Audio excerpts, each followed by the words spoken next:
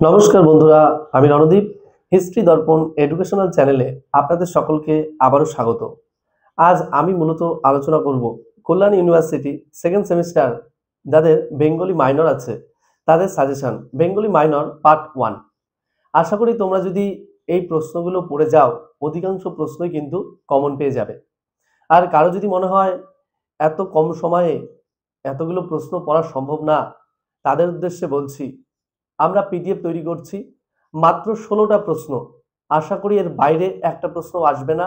তোমরা শুধুমাত্র 16টি প্রশ্ন পড়লেই অধিকাংশ প্রশ্নই কমন পেয়ে যাবে, আর তার বাইরে থেকে কোনো প্রশ্ন আসবে না। কারো যদি মনে হয় যে পিডিএফ সংগ্রহ করবে, অবশ্যই তাহলে আমাদের ডেসক্রিপশনে হোয়াটসঅ্যাপ নাম্বার দেওয়া আছে, সেখান থেকে তোমরা পিডিএফ সংগ্রহ করতে পারো। আমরা সবার মতো তোমাদের বিভ্রান্ত করতে চাই না, এবং 40-50টা বা 30-40টা প্রশ্ন আমরা দিতে পারি না, কারণ যেগুলো একমাত্র আসবে সেগুলো সম্পর্কে আমরা বলছি।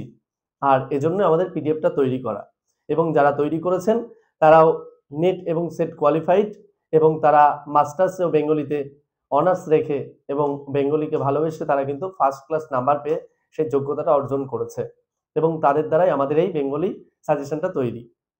ফার্স্ট তাহলে আজকে শুরু করা যাক সাজেশন।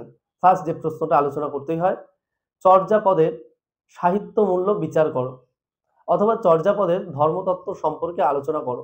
প্রশ্নটা একটু সামান্য ডিফারেন্ট আছে, ধর্মতত্ত্বটা সম্পর্কে আর সাহিত্য মূল্য, তবে অ্যাডজাস্ট করে ফার্স্ট প্যারাটা এক রেখে তোমরা কিন্তু করতে পারো, আমাদের পিডিএফ এ তৈরি করা আছে। অবশ্যই খুবই গুরুত্বপূর্ণ প্রশ্ন।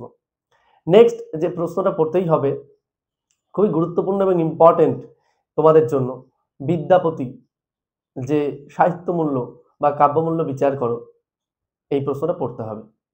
নেক্সট যে প্রশ্নটা পড়তেই হবে, বাংলা ভাষাকে সংস্কৃত ভাষার জননী বলা হয় কেন।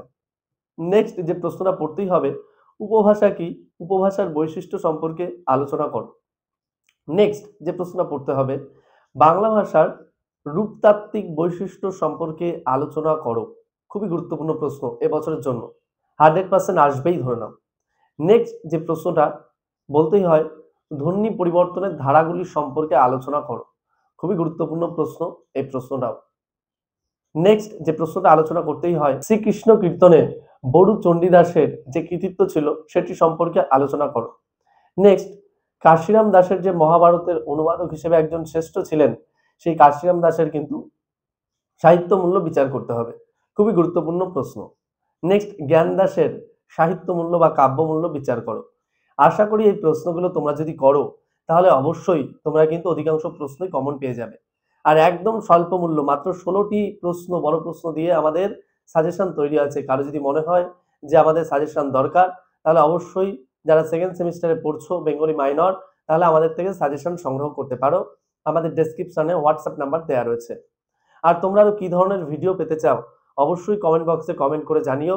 আমরা চেষ্টা করব সেই ধরনের ভিডিও তৈরি করার। আর তুমি যদি নতুন হয়ে থাকো, অবশ্যই চ্যানেলটিকে সাবস্ক্রাইব করে নোটিফিকেশন অন করে রাখবে, এবং লাইক কমেন্ট করতে ভুলবে না। ভিডিওটি সম্পূর্ণ দেখার জন্য অসংখ্য ধন্যবাদ। দেখা হচ্ছে পরের ভিডিওতে।